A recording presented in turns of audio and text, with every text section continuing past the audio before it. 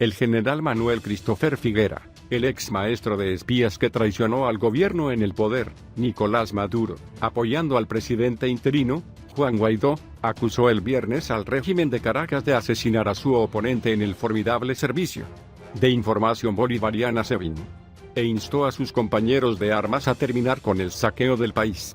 Rompa este paradigma que los ha hecho prisioneros. Nuestro gigante Hugo Chávez no ha dejado a Maduro para transformar a nuestro país en una especie de desprecio, dijo Christopher Figuera en un comunicado, en el que evocó la extraña muerte en un hotel Venezuela. Teniente comandante Jesús Alberto García Hernández.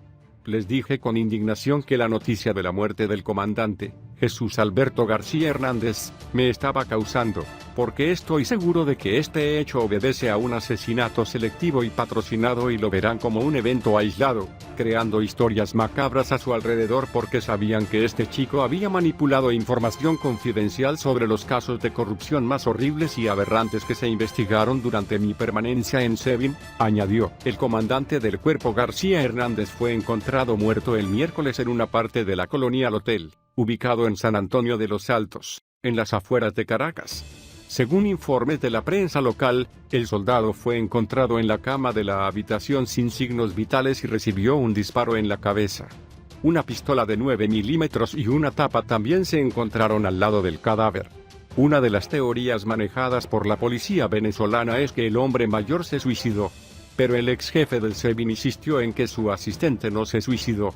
El asesinato de mi García Hernández, bien escondido por aquellos que han cometido, no quedará sin castigo, porque no hay crimen perfecto, dijo el general.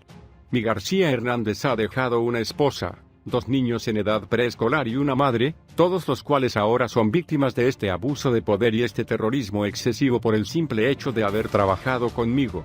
Hasta hace 3 semanas, Christopher Figuera estaba al frente de una de las agencias de aplicación de la ley más temidas en el régimen de Caracas, acusado por organizaciones de derechos humanos de uso frecuente de tortura y arrestos arbitrarios para mantener a Maduro en el poder. Pero el general ha asestado un golpe al sistema de intimidación y ha comprado lealtades que mantienen al régimen en su lugar. Los analistas dicen que si Maduro ya no puede confiar en su jefe de inteligencia, en realidad no tiene mucho de personas en las que puede confiar.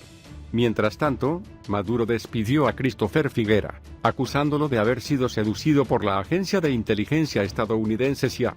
El ex jefe del SEBIN se ocultó de inmediato y los medios locales informaron que pudo haber abandonado el país. En su declaración, Christopher Figuera se dirigió al alto mando militar e instó a sus compañeros de armas a darle la espalda a Maduro, a quien acusó de destruir la nación sudamericana. Generales y almirantes, aún no son conscientes de que han transformado nuestra querida patria. Tal vez no tienen información sobre los que están delante y detrás del saqueo de nuestro país.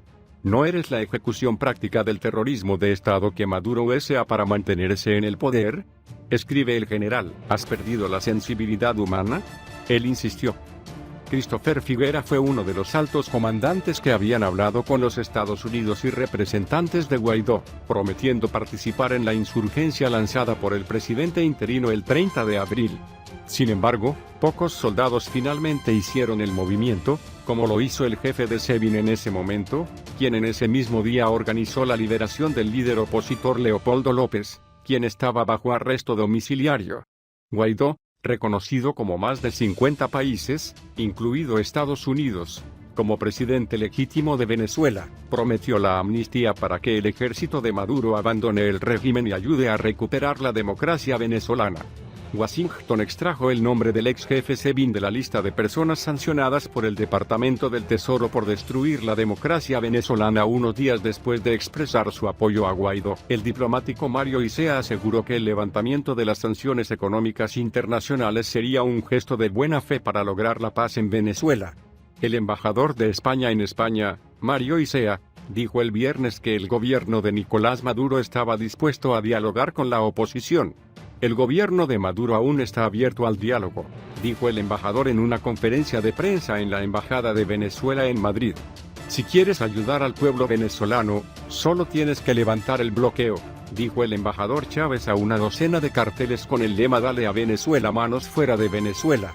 ICEA enfatizó que un gesto de buena fe para promover el diálogo y buscar la paz sería equivalente a levantar las sanciones económicas internacionales, que ella describió como una guerra económica. El régimen de Maduro ha denunciado este viernes que, desde 2014, el bloqueo de los Estados Unidos causó pérdidas y costos adicionales en Venezuela de alrededor de 116.000 millones de euros.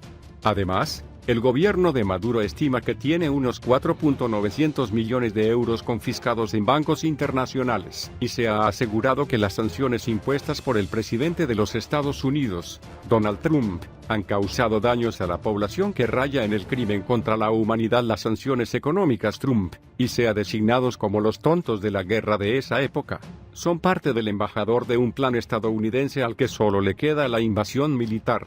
El diplomático se negó a establecer las condiciones para que Nicolás Maduro vaya a la mesa de negociaciones con Juan Guaidó, presidente de la Asamblea Nacional y presidente interino de Venezuela, reconocido por 54 países.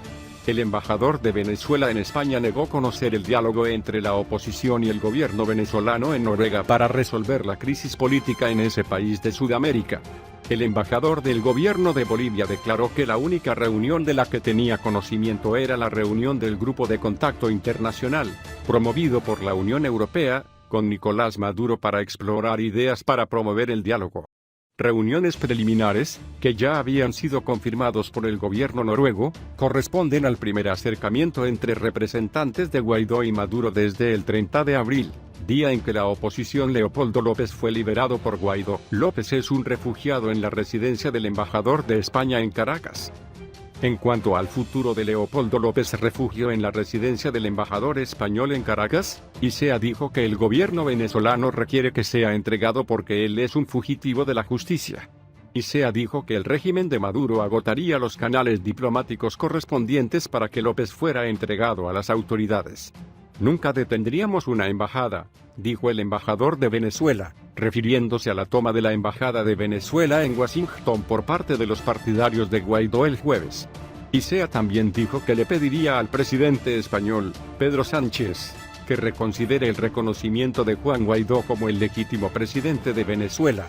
ICEA afirmó que la decisión del gobierno español de reconocer a Guaidó fue tomada sobre la base de información inexacta y que Sánchez se apresuró.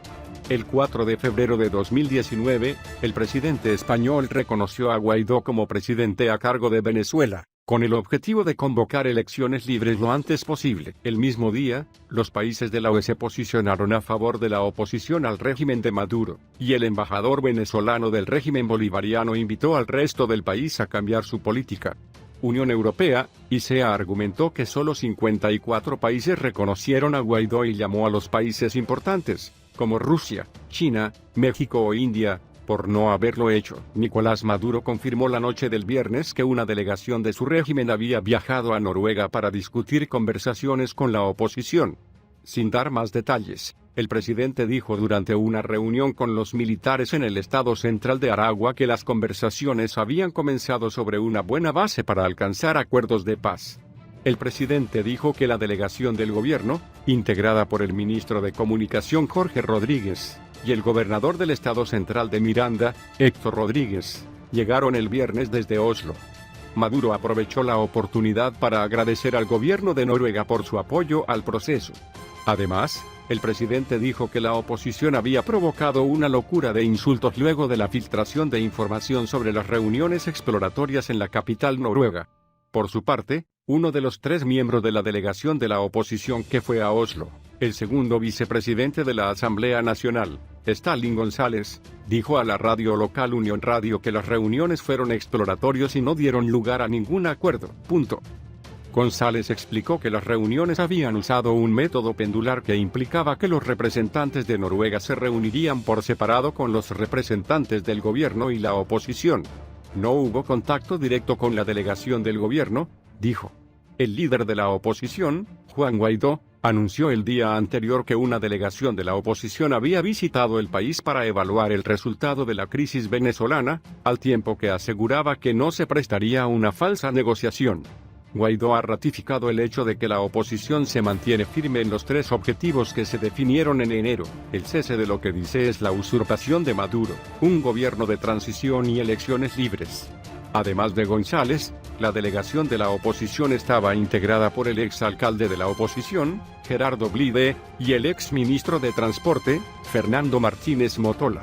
Las reuniones en Oslo coincidieron con una visita a Caracas esta semana de una misión del Grupo Internacional de Contacto de Países Europeos y Latinoamericanos, para evaluar las opciones para salir de la crisis en el país estadounidense sur, que empeoró después de la crisis.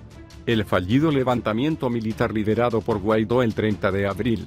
Miembros de la misión tuvieron conversaciones separadas el jueves con Maduro y Guaidó. Las reuniones exploratorias han generado posiciones críticas en Venezuela y en el extranjero que, según algunos analistas, podrían convertirse en obstáculos para un posible proceso de diálogo. El senador republicano Marco Rubio expresó sus dudas sobre las conversaciones y dijo que es difícil no ser escéptico porque Maduro había usado 3 intentos anteriores para ganar tiempo. Rubio preguntó en Twitter cómo una negociación podría ser de buena fe mientras los opositores aún están detenidos y otros perseguidos. El anuncio de las reuniones en Oslo tuvo lugar una semana después de la detención del vicepresidente de la Asamblea Nacional, Edgar Zambrano, vicepresidente de la Asamblea Nacional, y la apertura de procedimientos legales contra 13 otros miembros del Congreso que acompañaron a Guaidó durante el levantamiento. Entre 2016 y 2018, se alentaron varias iniciativas de diálogo, que fracasaron entre acusaciones mutuas de incumplimiento de los acuerdos por las partes. La oposición le pidió a Maduro que use el diálogo para ganar tiempo y para calmar las presiones internas y externas, lo que generó una fuerte resistencia de algunos sectores desfavorables al gobierno para la negociación.